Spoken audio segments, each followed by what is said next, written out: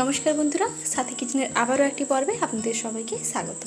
আজকের পর্বে কোনো রেসিপি নয়, আজকের পর্বে আমি আপনাদের সঙ্গে শেয়ার করব শোলা কচু অর্থাৎ শাউর কাটার পদ্ধতি।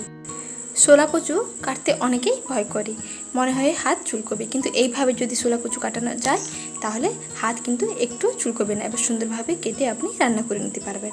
তো আজকে খুঁটিনাটি সমস্ত কিছু ভিডিওতে বলে দিচ্ছি, ভিডিওটি দেখতে থাকুন।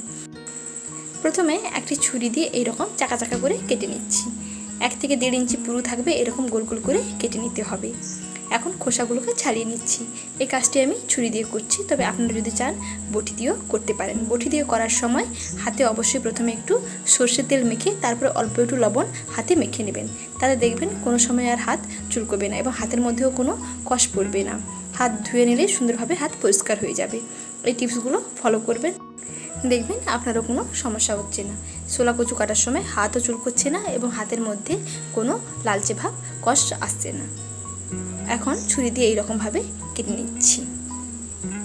এটি পুরু পুরু করে তারপরে এইরকম লম্বা করে কেটে তারপরে এইরকম চৌকো করে কেটে নিতে হবে। এইভাবে শোলা কচুগুলো কেটে তারপরে আপনি রান্না করতে পারবেন। দেখুন সুন্দরভাবে কাটা হয়ে গেল। কাটতে কিন্তু কোনো সমস্যাই হয় না, খেতেও কিন্তু খুবই সুস্বাদু হয়। এগুলো যেই রান্না করা যাক না কেন তা সবই সুন্দর লাগবে।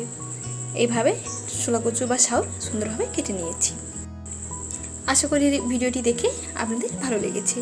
ভিডিওটি যদি আপনাদের কোনো উপকারে আসে তার জন্য আপনাদের সঙ্গে শেয়ার করলাম। আপনারা টিপসগুলো ফলো করবেন, দেখবেন কোনো সমস্যাই হবে না। টিপসগুলো ফলো করার পর যদি আপনারা বাড়িতে কাটেন তাহলে আমাকে অবশ্যই কমেন্ট সেকশানে জানাবেন। আজ এই পর্যন্ত, আবারও দেখা হবে নতুন রেসিপি নিয়ে নতুন ভিডিওতে।